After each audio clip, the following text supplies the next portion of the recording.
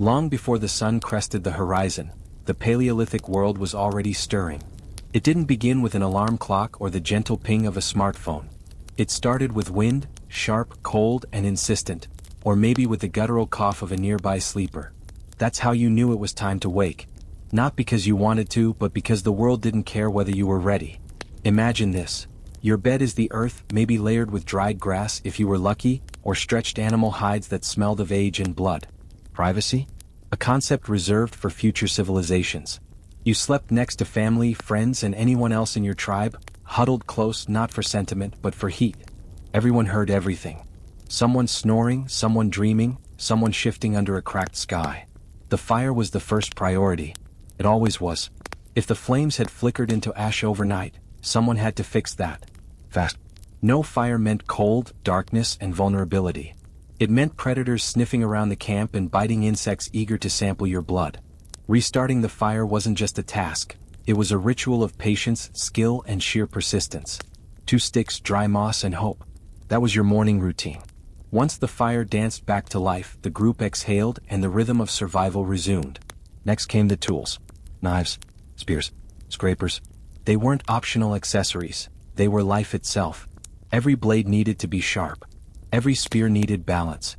Without them there would be no food, no protection, no way to shape hides or cut through sinew. A dull edge wasn't just useless, it was dangerous. Some were better at crafting tools than others. If your spear had cracked too often, you might end up borrowing from someone more skilled. But barter had a cost. Nothing came free, not even trust. Then came the noise. Children stirred first. Hungry, curious, and entirely unfiltered, they stumbled out of sleep with immediate agendas. Some looked for food. Others looked for trouble. Often it was both. Adults followed, groaning into a day that made no promises. There were no lazy mornings in the Paleolithic era. No stretching beneath silk sheets or sipping warm drinks. You stood, you checked the sky, you scanned the tree line. The wind told you whether it was a hunting day or a hiding day. Your nose told you whether breakfast still hung by the fire, or whether it had been stolen by something hungrier than you. Some mornings were lucky. A scrap of dried meat from last night's hunt.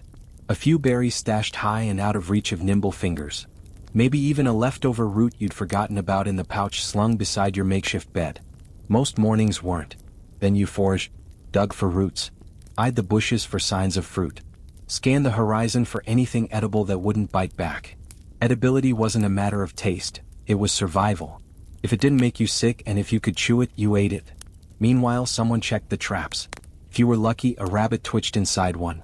If not, the trap was empty, or worse, tripped by something that had no interest in staying caught. Water came next. A short walk if you were fortunate. A muddy puddle if you weren't. Boiling water? Not a concept yet. You drank what nature offered and hoped your stomach was strong enough to endure the consequences. After the essentials were handled, fire, food, water, attention shifted again. Maintenance. Tools required attention like children did, loudly and often. You could spend hours hunched over stone, flaking sharpness from flint or obsidian. Every piece had purpose. Some shaped hides, others carved wood, and a few were reserved for the unknown, the let's see if this breaks category. And yes, you smashed your thumb often. There was no getting around it. By mid-morning, if all went well, you were alive, fed, and equipped. That was already a success. In a world with no clocks, no bosses, and no deadlines, you lived with only one goal each day. Stay warm, stay fed, stay in one piece. If you managed that, you were winning. And if you didn't, you became a lesson told later around the fire. The sun climbed higher. Shadows shortened. And the next chapter of survival was already beginning to take shape, whether that meant chasing prey across an open field or listening for the quiet rustle of leaves that might mean something was hunting you. But that was for later. For now, you rose from the dirt, brushed off last night's ash, and walked into a new day with nothing promised except the next challenge. You woke up dirty and you went to sleep dirtier. That was just life. In the Paleolithic world, hygiene wasn't optional, it was practical. If the grime on your skin started making your joints stiff or the stench turned stomachs at the fire circle, then it was time to clean. Not because you wanted to sparkle, but because it was starting to get in the way of living. Bathing, if it happened, depended entirely on the season. If there was a stream nearby and it wasn't filled with freezing water or something large with teeth, you might wade in and splash around. Just don't expect bubbles, soap, or a soft towel. Your spa menu was water, fingers, and maybe a rock. No stream? No problem, just find a handful of sand or dirt and rub. It sounds counterintuitive, but rough particles helped scrape off old skin, oil, and whatever had clung to you during yesterday's chase through brambles. Leaves helped too, assuming they weren't poisonous. And if someone in your group had managed to save a lump of animal fat, congratulations, you had the Paleolithic equivalent of body scrub. Rub it on, wipe it off, and enjoy the added bonus of not freezing to death overnight. Yes, animal fat. It moisturized, removed grime, and helped keep biting insects at bay. Smelling like a dead deer wasn't a bug, it was a feature. Hair, for both men and women, was a different matter. It was rarely cut and almost never washed unless it was by accident during a swim. Instead, it was tied back, twisted, or ignored entirely. Lice were common. Ash helped. So did scratching. Occasionally, someone might smear in mud or oil to reduce itching. Grooming was survival, not vanity. That said, there's evidence, faint but persistent, that even then people cared. Some dug combs from bone. Others carved tiny tools to scrape gunk from under fingernails or teeth. Because yes, teeth were a whole other issue. There were no toothbrushes, no toothpaste, no minty mouthwash, but your mouth still mattered. Chewing on fibrous sticks or bones helped scrape off buildup. Dental wear was common, partly from the tough meat diet, partly from the grit that got into everything. Grinding seeds meant stone dust. You ate it whether you knew it or not. And over time, it wore your molars down like sandpaper. But cavities? Not common. Candy didn't exist. Sugar in any form was a rare find, usually in berries or honey. Tooth pain, though, happened. And when it did, the solution was often blunt. Yank it out. With what? A rock. Good luck. Clothing didn't help the situation. Animal hides were warm, but not breathable. They weren't washed, just scraped and aired out occasionally. If they smelled bad, so did everyone else. You either got used to it or you blamed the person sitting next to you. Feet were often bare. If they were covered, it was with folded hides tied with sinew. Waterproofing didn't exist. Dry socks were science fiction. Now imagine the smell. A mix of smoke, sweat, cooked meat, blood, wet fur, damp earth, and the occasional squashed bug. Multiply that by 20 people in a cave, and you get the signature scent of the Paleolithic lifestyle. And yet, here's the part that shocks modern noses: it worked. Early humans didn't collapse from filth. Their immune systems were robust, battle-hardened from years of exposure to dirt, bacteria, and the occasional parasite. When everyone smelled the same, no one stood out. Unless you did something truly unusual, like rolling carrion for camouflage. It happened. Don't ask. The truth is, hygiene wasn't about looking good. It was about not dying. Keeping wounds clean, keeping insects away, and not letting infection spread through the group. Because when you live in tight quarters and share everything, including air and food, one person's rash can become everyone's problem. That's why a surprising amount of attention was paid to bodily upkeep. Maybe not daily, maybe not elegantly, but enough. Enough to keep moving, to keep breathing, to keep surviving. Because in a world of mammoths, hunger, and constant motion, being clean didn't mean fresh. It meant functional. In the Paleolithic world, breakfast wasn't a meal. It was a mission. There were no kitchens, no coffee, no cereal with bright packaging or toast with jam. You woke up hungry or not at all. And the first question of the day was always the same. Do we have anything left? Sometimes, if luck had danced kindly the night before, there might be something dangling over the fire. A strip of half-dried meat, tough as bark and smoky to the core. A bone, cracked open for its marrow, left wrapped in leather and stashed just out of reach of wandering hands or ambitious rodents. Finding leftovers was a rare blessing. You didn't eat them casually. You examined, you sniffed, you counted the number of other eyes staring at it. Because food was never just nourishment, it was power, status, and survival. If there was nothing left, and there usually wasn't, you foraged. Foraging wasn't glamorous. It was muddy, slow, and sometimes thankless. You wandered across familiar trails with your eyes scanning the ground for anything green and edible. Berries, roots, edible leaves, nuts, whatever hadn't been eaten yesterday or stolen by a bird that woke up earlier than you. It was always a race. You weren't just competing with hunger, you were competing with squirrels, deer, insects, and other humans. Sometimes a berry bush that had been full the day before was stripped bare by morning. You didn't curse the animals. You just moved on, tighter in the stomach and sharper in the mind. Edibility was a sliding scale. Some roots could be dug and roasted. Some could only be eaten after being soaked for a day. Some looked safe but weren't. Those led to emergency vomiting or, in the worst cases, funerals. Everyone in the group had stories about that one plant, or those weird-looking mushrooms, that nearly ended someone's life. You learned fast or you didn't make it to dinner. Spring brought hope, green shoots and edible weeds. Summer brought fruit, berries swollen with juice and flavor. Autumn meant nuts and seeds if you could get to them before the animals did. Winter brought hunger. Deep, gnawing, bone-cold hunger. Protein was a different challenge. Meat didn't wait to be picked. You had to chase it, trap it, or stumble upon it already dead, though the last one came with its own risks. Small game like birds or rabbits were the ideal breakfast. Quick to cook, fast to disappear. If you caught a lizard or a frog, no one complained. If you caught insects, ants, termites, grubs, you told yourself it was for the protein. Because it was. Insects were reliable, surprisingly plentiful, and rich in nutrients. You didn't love them, but you ate them. And if the kids complained, you reminded them that yesterday's lunch was half a roasted beetle, and they survived. Water was another issue. Streams and springs were the dream. If they weren't frozen or dry. If they weren't full of something you didn't want in your stomach. Most of the time, water was scooped from puddles, carried in animal bladders, or gathered in cupped hands from a drippy rock face. It was rarely clean. And there was no boiling. Firewood was precious, and if you wasted fuel on water, you'd hear about it from the rest of the group. Sometimes, a lucky breakfast involved marrow, fat-rich and calorie-dense, or a strip of hide that had been dried and pounded until you could chew it.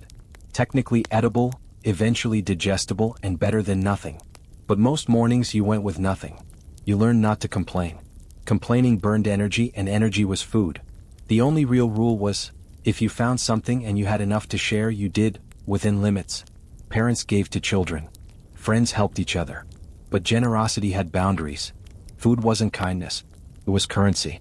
The person who came back with food had the power. They were respected. They were appreciated. They might get the best place by the fire or fewer chores that day.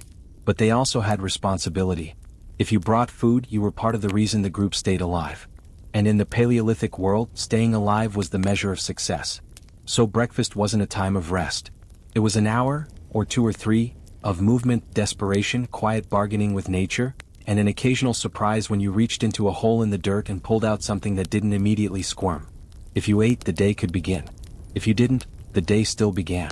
Because there was always something to do, and most of it was even harder on an empty stomach. Before there were machines, factories, or blueprints, there were rocks.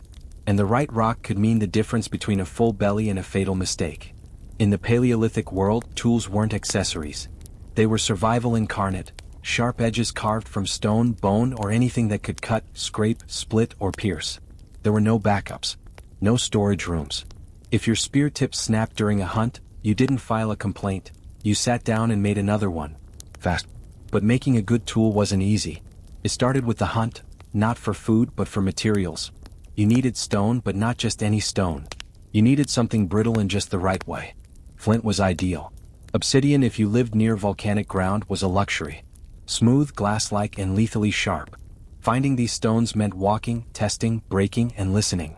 A good stone sounded right when it cracked. It rang, sang even if you knew how to hear it. Once you had it, the real work began. You sat down, on a flat rock, in the dirt, wherever you wouldn't lose a toe, and started striking. Hard stone against soft stone, angled just right. One slip and the shard went flying. One bad hit and you wasted a precious chunk of material. Tool-making was part craftsmanship, part instinct, and entirely a process of trial, error, and bloodied fingers. You chipped. You flaked. You sharpened. Edges were everything.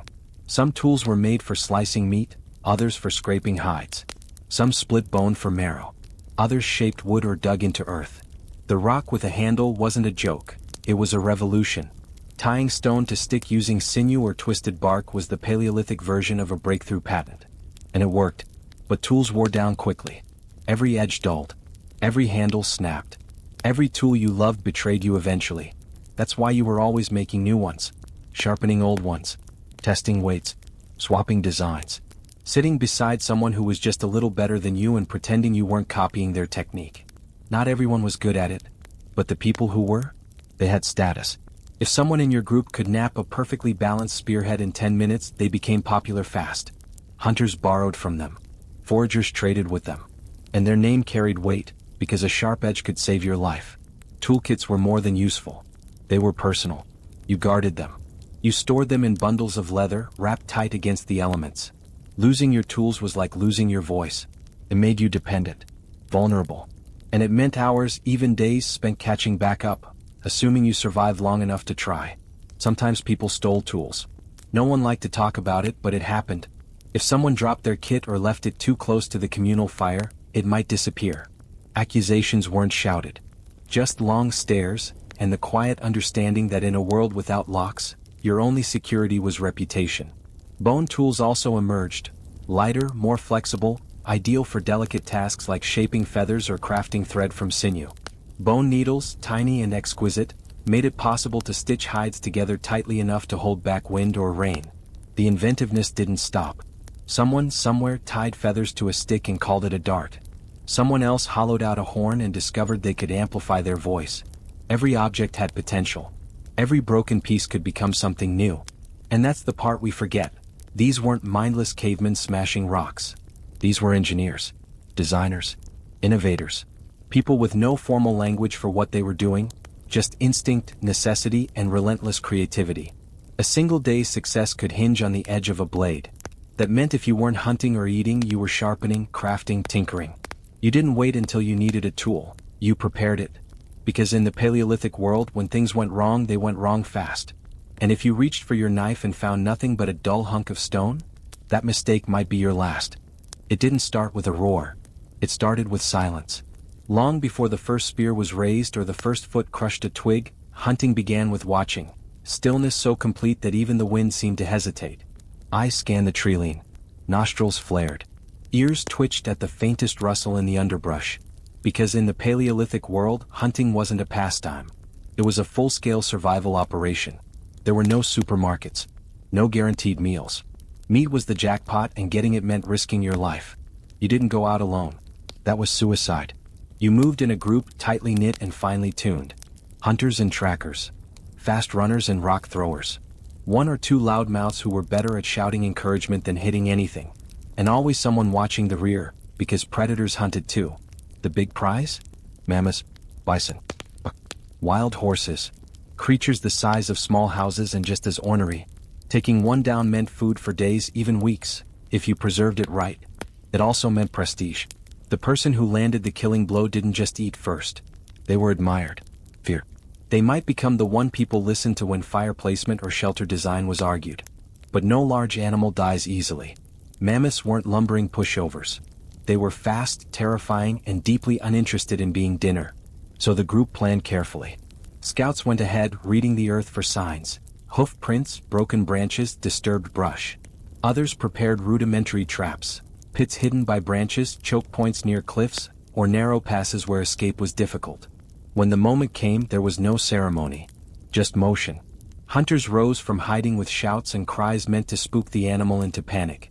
Spears flew. Rocks were hurled. The prey turned, toward a dead end if the group was lucky, or right through the middle of them if they weren't. There was always a moment of chaos. The screams.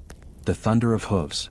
And someone inevitably yelling the Paleolithic version of, "That's not a deer," as they ran in the wrong direction. If the prey fell, the group closed in quickly, knives ready, eyes scanning for signs of life. Sometimes the animal wasn't dead yet. That moment, standing over a massive, bleeding beast, breathing hard with a stone blade in your hand, was when you realized how fragile you were. But if it was over, relief, exhilaration, celebration. The kill was butchered fast. Time was meat's enemy. Heat and insects never waited. Bones were cracked open for marrow. Organs were assessed, sliced, and often eaten raw right there in the field. Hides were peeled and bundled. Meat was carried back to camp, sometimes smoked over a fire, sometimes simply strung up to dry. And yes, people bragged. They reenacted the throw. They described the chase in breathless detail. They maybe added a little flair. Maybe the mammoth had two tusks coming at them. Maybe they dodged by sheer reflex. Maybe they didn't miss at all, even though everyone saw their spear bounce off a tree. The smaller hunts were just as vital. Deer, boar, even rabbits. These didn't require traps or cliffs. They required speed, precision, and teamwork. Sometimes clever ambushes. Sometimes long, patient stalking. Sometimes they failed. One wrong move, one gust of wind carrying your scent too far, and the whole thing unraveled. You'd come home muddy, scratched, and empty-handed. The excuse? Always the wind. Or the sneeze. There was always a sneeze. But hunting wasn't just skill, it was gamble, luck, and group chemistry. You had to trust that the person beside you wouldn't freeze, wouldn't miss, wouldn't run too soon. If you couldn't rely on your hunting crew, you were better off staying home and chewing bark. Success was shared. The meat fed everyone, even those who didn't join the hunt. That was the rule. But the credit? That was different. The one who landed the blow got to puff their chest a little. Maybe sit closest to the fire. Maybe pick the best cuts. It wasn't just about food. It was about leadership, identity, and knowing that for one more day you'd kept the group alive. While the hunters ran headlong into chaos, chasing meat through thickets and across open plains, someone else had a more grounded mission. Don't chase your food, find it first. Foraging was the quiet engine of Paleolithic survival. It wasn't dramatic. It didn't involve blood or charging mammoths. But without it, the group wouldn't last a week. And here's the thing, they knew it. Foraging crews were often made up of women, elders, and children. Those too old to run at a boar or too small to hold a spear without stabbing themselves in the leg. But don't mistake that for weakness. These people knew the land better than anyone. They didn't just walk through the forest, they read it. They knew which tree roots had edible tubers, which bushes would bloom with berries come spring, and which innocent-looking leaves would send you into a 3-day hallucination followed by a very quiet funeral. They carried knowledge that couldn't be Googled, memorized in textbooks, or shouted across a campfire. It was learned by touch, taste, trial, and often error. Each morning the foragers fanned out like a living map. They gathered what nature offered: berries, nuts, roots, seeds, bark, edible flowers, mushrooms, though mushrooms were a dicey gamble on a good day. Some plants healed, others killed. Knowing the difference meant your kid came home with food, or didn't come home at all. Children came along. It was part babysitting, part education. They tagged behind elders, poking things with sticks and occasionally trying to eat rocks. They asked questions. They got answers. They watched carefully because one day they'd need to do this on their own. A wrong pick wasn't just a mistake, it was a disaster. And the rule was simple: if you're not sure, don't eat it. But foraging wasn't just food collection. It was multitasking. On these outings, people also grabbed firewood, feathers for decoration or tools, bits of bark for medicine, even insect larvae or honey if they got lucky, and bold enough to poke a hive. Every walk became a hunt of its own kind. One group might return with armfuls of wild onions. Another, nothing but a sore back and a warning about the angry bird nesting near the red rock. And yes, sometimes it was dangerous. Foraging paths led deep into wild places. And wild things didn't care that you were just looking for snacks. Bears also loved berries. Snakes hid under the same rocks that covered edible grubs. And a wasp nest didn't care that you just wanted a little honey. One wrong move could turn a peaceful afternoon into a sprint for your life. Still, the food from these efforts was often more consistent than meat. Plants didn't run. Nuts didn't gore you. A single patch of edible greens could feed everyone for the night. And if the hunters came home empty-handed, as they often did, it was the foragers who saved the meal again. Did anyone applaud? Not really. But they noticed. Foragers earned respect in subtle ways. The person who always found the good mushrooms got followed. The one who brought back herbs that soothed the stomach ache wasn't forgotten. Quiet power. Essential knowledge. These were the things that kept the tribe alive when the wind howled and the spears missed. And there was something else, something few talked about but everyone knew. Foraging was about memory. Not just of where the good berries grew but of when. The rhythm of the land. The cycles of season and soil. A forager knew which bend of the river held cattails in spring. Which hill bloomed with dandelion leaves after the first frost. Which patch of earth, rich and black, could hide roots thicker than your wrist. This wasn't just instinct. It was generational intelligence, passed down in murmurs, repeated in songs, or marked by odd little rock piles no outsider would understand. So while the hunters boasted and bloodied their hands, the foragers returned, quiet but triumphant. Their baskets full of life. Their knowledge sharp as obsidian. And when the fire was lit and the day was almost done, it was their greens, their roots, their wild-found flavor that turned meat into meals, and survival into a system. They didn't get glory. They got gratitude. Even if it was only in the form of someone saying, "You found these? Not bad." If there was one thing that separated humans from the rest of the animal kingdom, one thing that felt like magic, power, and hope, it was fire. But fire was not a convenience. It was a burden. A lifeline that needed constant tending, or it would abandon you when you needed it most. In the Paleolithic world, fire wasn't just heat. It was everything. It cooked your food, keeping your stomach from twisting with parasites. It boiled bones for broth, roasted meat, dried hides. It lit the darkness, letting you see after the sun fled. It protected your group from predators, big ones with teeth and no hesitation. And it held the cold at bay, especially during nights when even the inside of your bones felt frozen. Let it go out? That was a crisis. Every group had one sacred rule, whether spoken or understood. Don't lose the fire. Someone always had to stay behind to watch it. Fire duty wasn't glamorous. It was a thankless job, often assigned to the unlucky, the injured, or the young, people who couldn't go hunting or foraging that day. Their task was simple but absolute. Keep burning. You learned to read the flames like others read clouds. A low, flickering blue meant it was fading. A sudden gust of wind could kill the ember if you weren't fast. Sparks jumping too far might start a second fire, one you didn't want. You kept wood close, kindling closer. Dry moss, bark, dung, anything flammable and reliable had to be ready at all times. Because starting fire from scratch was a nightmare. Friction-based fire-starting methods were common. Bow drills, hand spinning, 2 sticks and a prayer. It took time. It took energy. It took skill. And if your hands were cold, your materials damp, or your patience gone, you were in for a long, miserable wait. So you didn't let the fire go out. Even when migrating, some groups carried it. A glowing coal, wrapped in bark and moss, carefully protected and passed from hand to hand like the most fragile treasure in the world. That ember was survival incarnate. If it died, someone ran, literally ran, to start again. The fire pit was more than a place of heat. It was the center of camp. The Paleolithic living room. People sat in circles around it at night. They ate beside it, told stories, argued, fell asleep beside it, sometimes too close, waking up with singed hair or a blister and the lesson to never roll over mid-dream. Children played near it, warned 1,000 times to keep back, and ignoring that advice exactly once. There was no glamour to firekeeping, no reward for doing it right. But if you let it die, the entire group felt it. You'd hear the muttering. You'd see the glares. You might even lose your place by the flame for a few days, exiled to the smoky fringe with the half-damp wood no one wanted. But when fire thrived, it meant stability. It turned raw roots into food. Scared off wolves. Let people stay up and talk, not just pass out from exhaustion. And in those quiet hours, smoke curling into the starless dark, something else happened. Connection. Not just to each other but to time itself. Because fire was ancient. It carried echoes. The same way your ancestors crouched beside a flame, so did you. The same orange flicker in your eyes was once reflected in theirs. That knowledge, however faint, lived in your bones. And when the wind died down, the group full from meat and roots, and the coals glowed low and steady, someone would lean over and whisper, "Check it again." Because even in sleep, fire was never forgotten. Not every prehistoric person lived in a cave. That's the first myth to burn. Caves were great, when you could find them. Solid walls, protection from the wind, a built-in roof. But they were rare, often already claimed by another group or worse, something bigger and furrier with more teeth.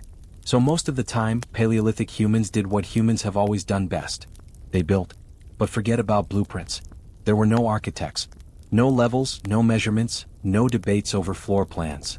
The goal was painfully simple: keep the weather out and the people in. Shelter in the Paleolithic era was a team effort. Someone gathered sticks. Someone else found vines, sinew, or bark to lash them together. If you had mammoth bones? Perfect. You just found yourself a framework sturdy enough to resist the wind. Mud, grass, packed dirt, anything you could slap between the ribs of your structure to block the cold, was used. A tarp of scraped hides might go over it all, weighed down with rocks or logs to keep nature from peeling it off mid-storm. The result? Something that looked like a lopsided tent built by a committee of tired people with zero patience. But it worked. Not forever. Not always well. But it worked. If it collapsed, you didn't cry. You rebuilt. Stronger this time. With more sticks. Always more sticks. These homes weren't meant to be pretty. They were meant to survive rain, snow, wild winds, and neighbors with bad attitudes.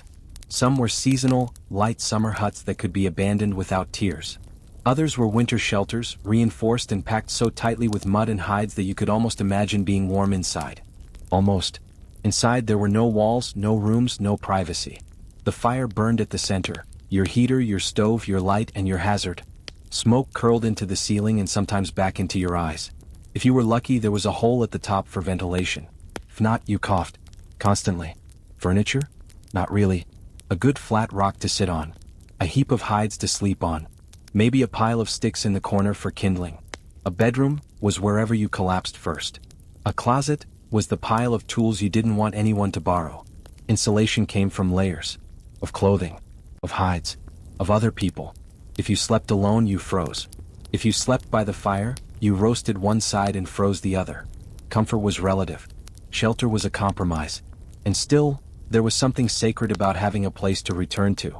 Even if it smelled like smoke and sweat and whatever animal died nearby last week.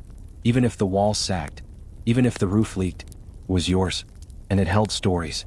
The one where someone fell through the roof during a snowstorm. The one where a raccoon wandered in and sat like it owned the place. The argument about whose side was colder, or whose turn it was to fix the wind flap. These weren't just shelters. They were homes. Temporary. Imperfect. Human.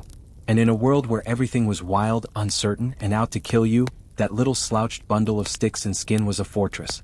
One gust of wind away from disaster, but still a fortress. There were no baby books. No parenting blogs. No village daycares. Just you, your tribe, and a newborn screaming under a sky that didn't care whether you were ready. In the Paleolithic world, parenting was immediate, messy, terrifying, and utterly without instruction. The moment a child was born, they entered a reality defined by stone tools, wild animals, and unforgiving terrain, and the people around them became their only chance at survival. Birth itself was a communal event. Private births didn't exist. You gave birth where you lived, on the dirt, beside the fire, under the eyes of elders and family. The concept of a sterile birthing suite would have been laughable, if anyone had energy left to laugh. Pain relief came from herbs or pressure or, more commonly, nothing. It hurt. It was dangerous. And sometimes it didn't end well. But when it did, the camp stirred with cautious celebration. A child was a risk and a blessing. A future hunter, forager, firekeeper, or maybe someone who'd just grow up to carry water better than the last guy. Every new child shifted the balance of the group. More mouths to feed, yes, but also more hands to help. Eventually, infancy was a constant crisis. There were no diapers. Babies were wrapped in whatever soft plant fiber or scrap hide could be found, and any mess was, well, a shared concern. Parents quickly learned to set the child down only on rocks or already dirty patches of dirt. Wiping, cleaning, feeding, it was all done by hand, improvisation, and pure survival instinct. Mothers breastfed for years. Not for bonding, but because there was no other option. No bottles, no goat milk, no pouches of pureed berries. Baby formula was a dream 30,000 years in the future. The child's nourishment came straight from the source, and if the mother couldn't produce milk, the group had to get creative, or face a hard truth. Toddlers were small, loud chaos machines. They crawled where they shouldn't, grabbed what they couldn't identify, and put everything, into their mouths. Rocks, bones, insects, berries, the occasional animal dropping. Paleolithic parenting meant constant vigilance. You couldn't be distracted for more than a few seconds or your child might discover whether a fire was hot the hard way. There were no baby gates. No strollers. No playpens. You carried your child on your hip, in a hide sling, or tucked into a wrap of furs against your back while you foraged. They bounced and burbled and screamed and learned. They observed every movement you made, how you cut meat, scraped bark, or watched the tree lean. That was their education. There was no curriculum. Just the lived experience of daily survival. Discipline wasn't philosophical. It was practical. You didn't have time for lectures or moral reasoning. If a child wandered too close to a cliff, you yanked them back. If they tried to eat a frog, you pulled it out of their mouth and said, no, not because you disapproved but because you knew that mistakes killed. Fire, cliffs, wild animals, poisonous plants, the world itself was one big test of judgment. And your child had none. Yet. So you taught. With action. With repetition. With firm rules backed by fear and love in equal parts. But it wasn't all danger. Children played constantly. Play was how they trained. They threw rocks, chased bugs, balanced on logs, and pretended to be hunters or gatherers. Sticks became spears. Bones became drums. Everything was a toy. Everything was a lesson. There were no screen time concerns, just the occasional shout of, stop hitting your sister with the deer leg. By the time a child was 5 or 6, they were useful. Fetching water. Gathering kindling. Keeping birds away from the drying meat. And asking hundreds of questions about things you didn't always have the answer for. At 10 they were semi-adults. Still clumsy. Still silly. But capable of running errands, tracking small animals, or remembering which mushroom definitely wasn't food. There was no formal education. But make no mistake, Paleolithic kids learned constantly. They watched their parents carve tools and mimicked the motion. They listened to stories and remembered which plants the hero picked before slaying the bear. They were included in everything: meals, repairs, hunts. Eventually, childhood was not a protected stage of life. It was a fast, high-risk training montage where the stakes were your own continued existence. Parents didn't raise their children alone. The entire group helped. Older siblings, grandparents, neighbors, they all pitched in. Not out of altruism, but because your kid's survival affected the whole tribe. One more functioning adult meant fewer burdens. One more set of eyes at night meant less chance of surprise predators. Raising a child wasn't a private act. It was a shared investment in everyone's future. Still, the bond between parent and child was fierce. When a child got sick, people worried.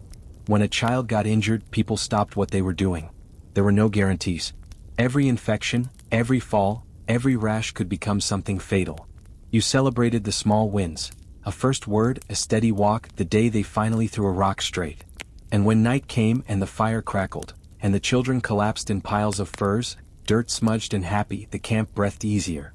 They had made it through another day. You had kept your child safe, fed, warm, and out of the fire pit. That was enough. And tomorrow? It would start all over again. The sun in the Paleolithic world didn't just set, it vanished. Once it dipped behind the hills or trees, darkness took over quickly and completely. No street lights. No candles. Just blackness so deep that even your hand in front of your face became a question. That's why, when night came, everyone moved toward the fire. It was the pulse of the tribe. The one constant. The red-orange heart of a world that didn't pause when you were tired. Day was about motion, hunger, and danger. But night was something else. Not restful exactly, but gathered. Something slower. Something shared. People sat close. Not just for warmth, though warmth was always welcome. But for safety, for light, and for each other. It didn't matter how many miles you'd walked, how many roots you'd dug up, how many times your spear had missed. If you were back at the fire, you had survived the day. And that meant it was time for stories. Storytelling wasn't entertainment. It was a lifeline. A way to pass on knowledge, history, warnings, and sometimes just to make someone laugh so hard they almost dropped their roasted squirrel. Every tribe had its storytellers, people who remembered the tales better, performed them with bigger gestures, louder voices, more dramatic pauses. The topics? Anything and everything. Tales of great hunts, near misses, spirit animals, ancestors, foolish neighbors, or terrifying creatures that may or may not have been real. Warnings were woven into adventure. Geography became legend. That cliff where a boy broke his leg? Now it was the cursed ridge. That clearing where berries always grew? Blessed by the spirits. Children sat wide-eyed, hearing things they already half knew but never tired of. Adults added their own interruptions, corrections, embellishments. Everyone knew the old stories, but that didn't stop someone from trying to add a heroic detail about themselves. "I remember that hunt," someone would mutter. "I was the one who threw the second spear." "No, you were the one who sneezed and scared it off," someone else would shoot back. And just like that, laughter would ripple through the circle. But stories weren't the only thing shared. Music, if you could call it that, emerged naturally. Someone would start tapping two stones together. Another might hum. Soon, a rhythm formed, uneven and rough but somehow mesmerizing. A hollow log became a drum. A bone with holes became a whistle. Children spun in circles, howling, laughing, clapping. There was no structure. No songs written down. Just sound for the sake of sound. Dancing happened too. Not choreographed. Just movement. Arms swinging, feet stomping, bodies turning with the beat of the fire. It wasn't a performance, it was participation. A physical release after a day of gritted teeth and tense muscles. No one was watching. Everyone was inside it. And in the flickering firelight, something else happened. Connection. Social life in the Paleolithic world wasn't a dinner party. It was shared moments forged in survival. People flirted, not with words but with actions. Sitting a little closer. Offering a piece of meat. Helping someone patch a hide or sharpen a tool. These weren't grand gestures. They were quiet signals that meant, "I choose you. You matter to me. Let's try not to die together." Jealousy existed. So did quiet heartbreak. But there were no love triangles written in charcoal on cave walls. Partnerships formed slowly out of proximity, cooperation, and shared suffering. You bonded with the person who helped you dig out your snare trap. Who carried your child on a long walk. Who didn't laugh when you tripped over a bone in front of everyone. Status played its role too. The best hunters earned admiration. The best foragers earned trust. Toolmakers got respect. Firekeepers, if they never let the coals die, were honored quietly. Everyone had a role. Everyone had value. And at night, in the glow of the fire, those values aligned. This was where the hierarchy softened. Where people, tired and full and finally sitting still, became a community again. Arguments happened, of course. Someone always ate more than their share. Someone always sat in the warmest spot. But most things resolved by morning. You couldn't hold grudges when your lives depended on each other. Forgiveness wasn't a virtue, it was a requirement. And as the night deepened, as the youngest fell asleep curled in hides and the elders mumbled half-dreams into the smoke, someone always checked the fire. Always. Because if the flames went out during the night, the cold would come fast. And the wolves would come faster. So the tribe settled. The stories faded into soft breathing. The last whispers drifted upward into stars so bright they seemed too sharp for the sky. There were no roofs, just smoke and constellations and the slow crackle of safety. Paleolithic social life wasn't elegant, but it was alive. And every night that ended with warmth, laughter, and full bellies was a kind of miracle. Not flashy, not clean, but real. And for those people, under that sky, around that fire, it was enough. There were no candlelit dinners. No handwritten love letters. No orchestras playing in the background while two people locked eyes across a mammoth roast. But there was love, quiet, awkward, gritty, and often built out of necessity. In the Paleolithic world, romance didn't come from romance. It came from effort. There were no dating apps, no meet cuties at the river, no flirtatious games that lasted weeks. The tribe was small, maybe 20 to 40 people if you were lucky. And that meant your options were whoever wasn't already with someone or wasn't related to you. That left about 4 people on a good day. So how did relationships form? Proximity. You sat next to someone by the fire more often than not. You shared a hide during cold nights. You helped each other scrape meat or stitch together hides. You made small gestures that, in a world without flowers or chocolate, meant everything. Sharing the better part of your food, handing over a better tool, fixing someone's broken spear without being asked. Flirting wasn't verbal. It was practical. If someone helped you carry water or offered you the better piece of rabbit thigh, they weren't just being generous. They might have been signaling. If they remembered where your favorite berry bush was or didn't laugh when you fell into the river, those were the prehistoric equivalents of, I like you. Physical beauty existed, sure, but it wasn't the top of anyone's list. There were no fashion trends. Everyone wore some version of hide and dirt. Grooming was optional. What mattered was capability. Could you hunt? Could you gather? Could you stay calm when everyone else was losing it? Those were the traits that made someone desirable. Because relationships weren't built for pleasure, they were built for partnership. You needed someone who could survive a winter beside you, who could help raise children, who wouldn't bolt when the fire went out or a saber-tooth showed up. But don't mistake practicality for lack of emotion. Love was there. You could see it in the small, unspoken ways. In the way someone saved the last bite for their partner. In the shared look during a firelit story when something reminded them of each other. In the softness of holding a child together after a long day of foraging and danger. Jealousy existed, but it wasn't policed by laws or ceremonies. Relationships formed and ended with the rhythms of the group. If something didn't work out, the separation was quiet. You simply started sitting farther apart. Tasks stopped being shared. The group noticed, but they didn't make a spectacle of it. There was no paperwork. Just fewer eye contacts and perhaps more awkward silences over dinner. Pair bonds often lasted, but they weren't always permanent. Some were lifelong, held together by genuine affection and deep cooperation. Others shifted as needs changed. You might partner with someone during a migration and part ways when the seasons turned. Sex was part of life, but it was private, not in the modern sense but in the sense that it wasn't performed for others and it wasn't taboo either. It was biology, connection, maybe a celebration after a good hunt or a bonding act during a long, cold night. And yes, there were likely ceremonies, not the kind with rings and white fur dresses, but simple rituals that symbolized commitment. A shared necklace made of teeth. A hide stitched by both hands. A fire built together and blessed by an elder. These acts had meaning. These were the ancient roots of our modern weddings stripped to their core. This person and I are choosing each other, at least for now. Children, of course, changed everything. A couple who produced offspring became something more than 2 people sharing food. They became a unit, responsible for new life in a world that didn't tolerate weakness. Parenting was shared, but the bond between mates often deepened when they held the same small, squirming, helpless bundle and knew, we made this and now we keep it alive.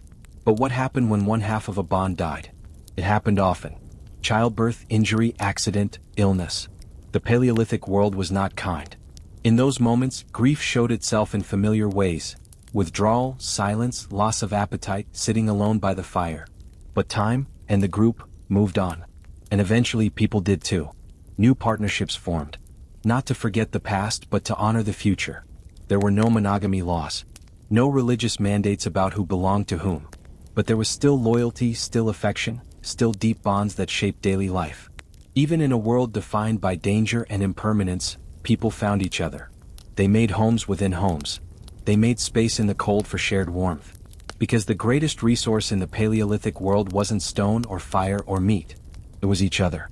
And somehow, through smoke and silence, hunger and hardship, people found ways to say, "I will carry this with you. I will fight the dark beside you. I choose you here at the edge of the world." And that was love.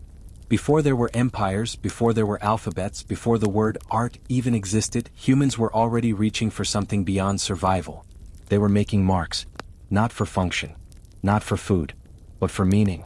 Deep in the bowels of cold, silent caves, places no one lived, far from the warmth of the communal fire, early humans lit torches, crushed pigments, and began to draw. What? No one knows for sure. But what's certain is this: they needed to. Somewhere, tens of thousands of years ago, a human knelt in darkness and painted a bison. Not because they were hungry. Not because someone told them to.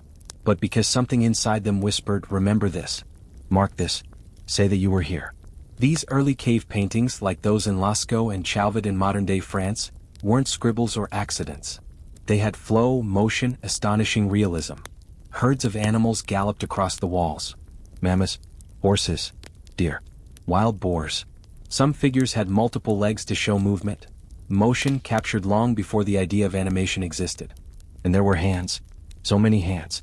Tiny stenciled outlines made by placing a palm against the wall and spraying pigment around it. Likely using a hollow bone as a kind of primitive airbrush. They're still there today, 30,000 years later. Fragile, perfect, human. These weren't just decorations. They were declarations. I was here. I touched this stone. I lived. I saw.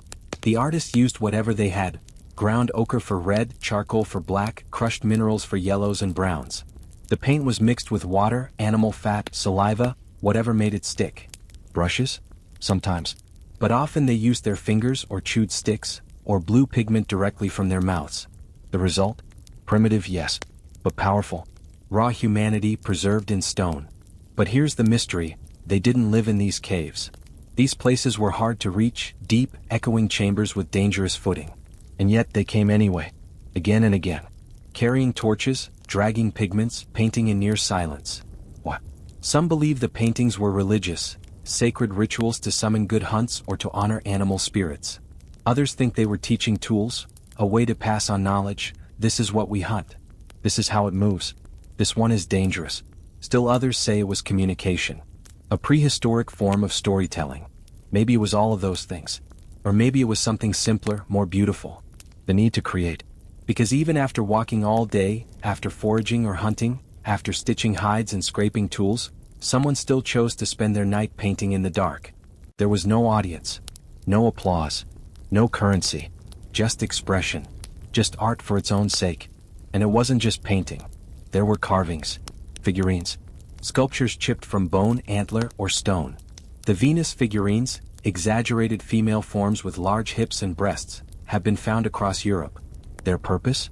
Unclear. Fertility symbols? Spiritual tokens? Representations of beauty? We don't know.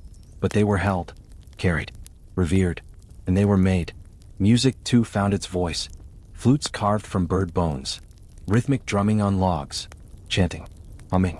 Dancing around fires with feet pounding in time.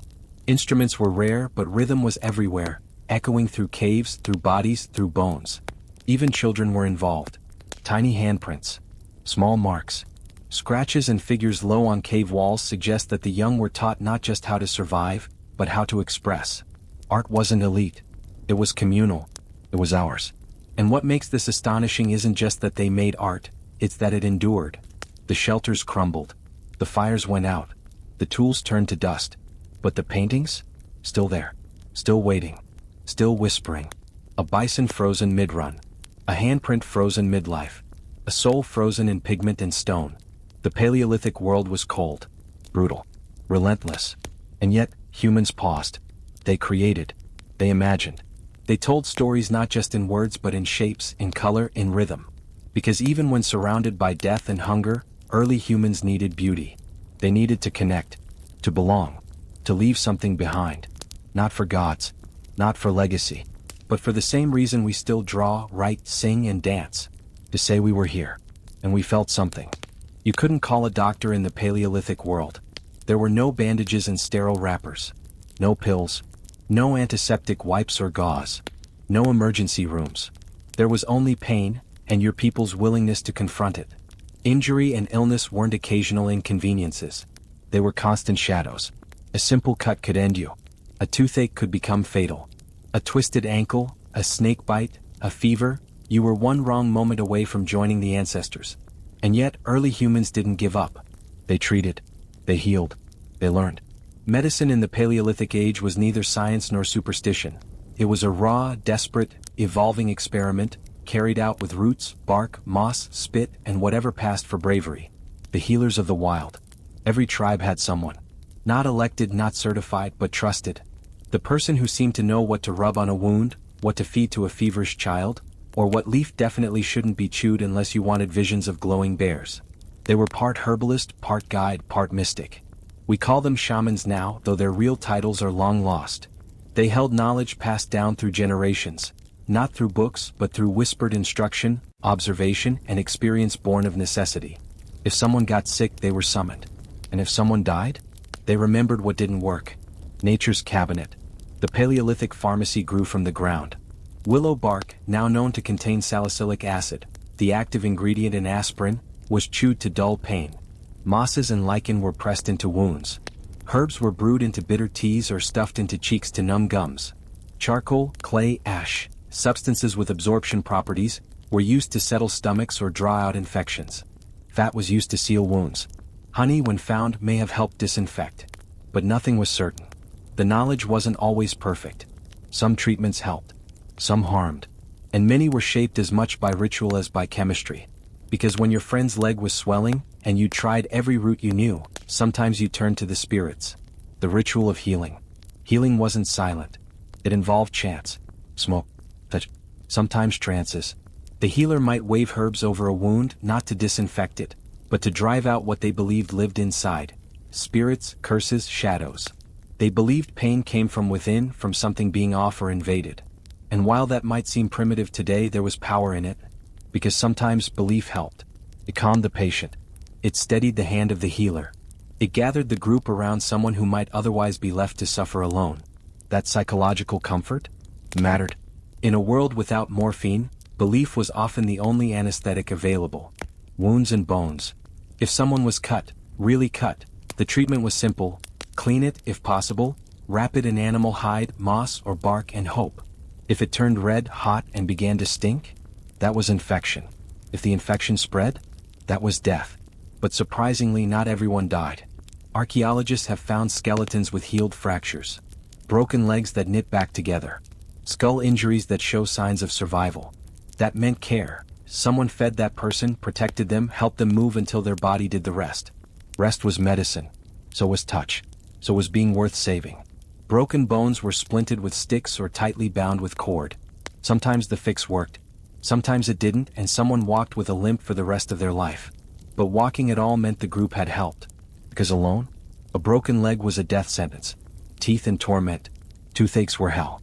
Early humans had tough diets. Meat, roots, seeds, and stone-ground grains full of grit. That wore down enamel fast. Dental cavities were rare, but cracks, abscesses, and infections were not. The treatment? Extraction. With what? A rock. A stick. A prayer. No anesthetic. No aftercare. Just someone steady-handed enough to knock a tooth out before the infection reached the jaw. And yet, they did it. And people survived.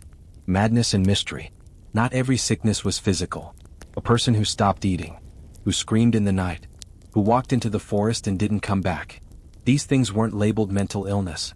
They were something else. Spiritual, dangerous, sometimes sacred. The healer might treat them with isolation. Or attention. Or chants, herbs, smoke. They might become the next shaman.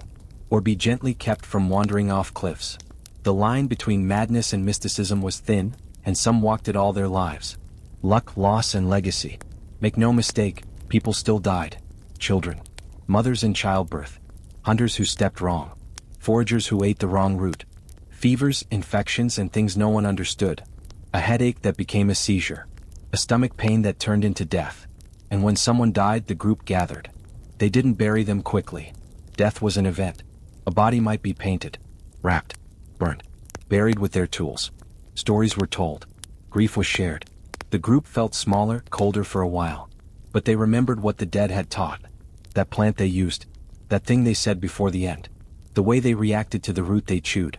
Every death made someone wiser. Every survival made someone braver. Paleolithic medicine wasn't sterile. It wasn't even safe. But it was human. It was compassion built on instinct, trial, error, and the iron will to keep each other alive. And for thousands of years that was enough. Because survival wasn't just physical. It was emotional, communal, spiritual. In the shadow of death, early humans found something almost miraculous. The will to try. There were no wagons. No wheels. No roads. No travel agencies or tourist maps. Just feet. Sore, calloused, determined feet. And still they moved. The Paleolithic world was never still. It couldn't be. To stay in one place too long meant hunger, danger, extinction. So early humans walked, across rivers, mountains, deserts, frozen plains, dense forests, toward somewhere only vaguely better than where they'd been the day before. Migration wasn't an event. It was a lifestyle. They were nomads by design. Why move? The reasons were simple: food, weather, survival. When the berries were gone and the game had moved on, so did you. When the river dried or froze, or when other humans claimed the better caves with spears and dirty looks, you left. No lease. No debate. You packed what you had: tools, fire, children, and followed the trail of possibility. Sometimes they were chasing prey. Sometimes they were escaping enemies. Sometimes they were simply following seasons they only half understood. But they always moved. How they traveled. There were no carts. No horses. Everything had to be carried or dragged by hand. Hides tied into bundles, crude woven baskets, stretched sinew cords. Some items were packed in leather bags slung across backs. Children rode on shoulders or hips. Elders leaned on walking sticks made from twisted branches. The fire came with them, often in the form of a glowing ember, wrapped in moss or bark, tucked into a pouch, passed between hands like sacred treasure. That ember was life itself. Letting it die meant hours of stick rubbing and swearing at the wind. They moved in lines, not crowds. Scouts in front, checking for tracks or danger. The main group followed. Sometimes fast, sometimes slow, depending on who had an injury, who was pregnant, who had found something shiny and wanted to show everyone. And all the while they watched. The sky. The trees. The footprints ahead and behind. They read the world like a map, even though no maps existed. Signs and symbols. Directions weren't given in degrees or grid lines. You remembered places by story and shape. That hill that looks like a sleeping bear. The tree with the twisted roots where the bees nest. The river that sounds like it's laughing. These were landmarks, passed down orally, taught to children with gestures and jokes. And remarkably, they worked. People crossed entire continents using these memory maps. Mental libraries of rivers, trails, and survival tips. Dangers of the road. Traveling wasn't romantic. It was cold. Wet. Exhausting.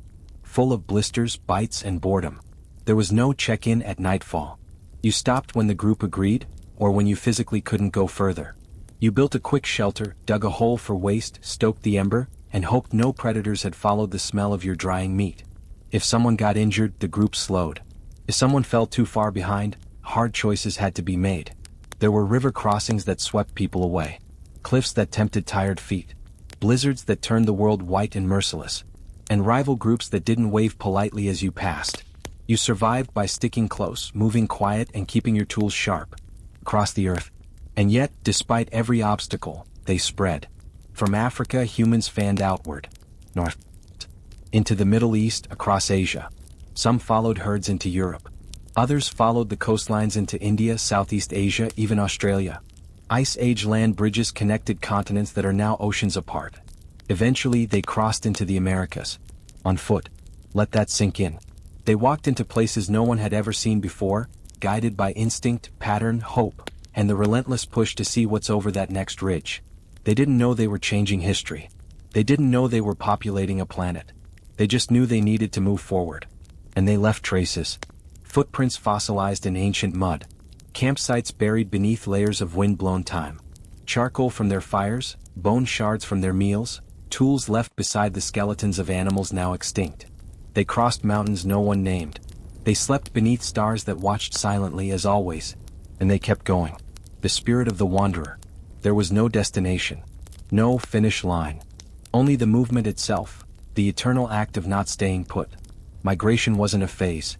It was identity. It was an acknowledgement that everything, land, weather, even you, was temporary. That to survive meant to adapt, to follow, to risk. And even now, deep in your bones, that impulse remains. The need to explore, to walk a new path, to leave behind the fire just for a while to see what lies beyond the hill. Paleolithic humans didn't just populate the world. They touched it. With feet, with eyes, with curiosity stronger than fear. And because they moved, you exist. At the end of the day, every day there was fire. It crackled softly in the center of the circle, the only thing that stood between you and the night. The only light that didn't come from stars or moon. The only warmth that wasn't your own blood. The fire didn't ask for thanks. It didn't speak. But it bore silent witness to everything. And here, under the vastness of sky and the ache of lived survival, the Paleolithic world finally paused. You could walk miles, hunt beasts, dig roots, stitch hides, dodge danger, fight storms, mourn the lost, carry the young. But eventually you came home to the fire. The final hours of the day. Dinner was never guaranteed, but if there was food, it was shared. Meat roasted on sticks, fat sizzling and dripping into the flames. Roots boiled in hide-lined pits. Nuts cracked with stones. Berries passed hand to hand, purple juice staining fingers. No one used plates. No one cared who chewed too loudly. There was no etiquette, just an unspoken agreement. You eat, you stay warm, and you don't hoard. Conversation was low, tired, practical. A recounting of the day's failures and triumphs. The trap worked. The river was lower. I saw tracks headed west. I nearly walked into a bear. Everyone chuckled but moved a little closer to the fire. Children curled up against parents or each other, half listening to stories, half falling asleep mid-bite. Elders rubbed sore joints, shared old legends, or quietly watched the flames with eyes that had seen too much, and not enough. The power of story. When the bellies were full, or as full as they'd get, the stories began. Not rehearsed. Not polished. Just spoken. Sometimes it was a retelling of the day, dramatic and exaggerated to entertain the children. Sometimes it was myth. The story of how the first fire came from the sky, stolen from a bird made of ash and lightning. Sometimes it was memory, raw and real, of a brother lost during a migration, of a hunt that went wrong, of a time the stars changed. The stories passed down not just facts but identity. They told you who you were, where your people had been, what they'd endured, what mattered. And within every story was a lesson: how to find food, how to avoid snakes, how to respect the wind, how to live. And across thousands of years, these stories lasted. They echoed forward until they became part of us. Sleep, century and smoke. Eventually even the fire grew tired. Its flickers slowed. Coals glowed low, red and breathing like something alive. Someone, always someone, added a log, nudged a rock, stirred the ash. Firekeeping was the last sacred task before sleep. Because if that fire died during the night, the world outside would not wait politely. So while most drifted into a half-dream, wrapped in hides or nestled close to each other, one or two kept watch. Not from duty but from instinct. Listening. Watching the edge of the dark for movement. For sound. For the unexpected. The silence was never complete.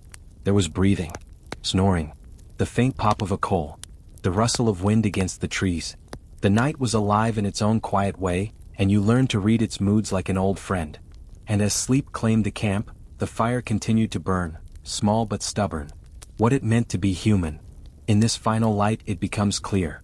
The Paleolithic world wasn't primitive. It wasn't ignorant or simple or savage. It was foundational. Here, at the start of everything, humans learned what mattered most. They learned to work together, not because it was easy but because it was essential. They learned to build, to hunt, to gather, to raise children in dirt and danger. They learned to remember, to create, to love, to mourn. They carved memory into stone, painted dreams onto cave walls, and whispered wisdom into the ears of the next generation. They moved. They adapted. They endured. We call it prehistory, But these were the first chapters of what it meant to be us. Everything we are today, the cities, the songs, the science, the stories, they all trace back to this firelight. To those first humans huddled together under stars, wondering what might come with the morning. They weren't so different from us. They were tired, hungry, laughing at small things, arguing over nothing, dreaming of safety, craving meaning, loving without language for it, fighting for each other. And when they looked into the flames at the end of the day, they saw the same thing we do now. Fragile beauty, fleeting time, and the fierce desire to make it count. So the fire keeps burning, not just in stone circles or ash pits, but in us, in our questions, in our stories, in the quiet moments we stop, stare into the dark and say, we were here, we mattered, and we will remember.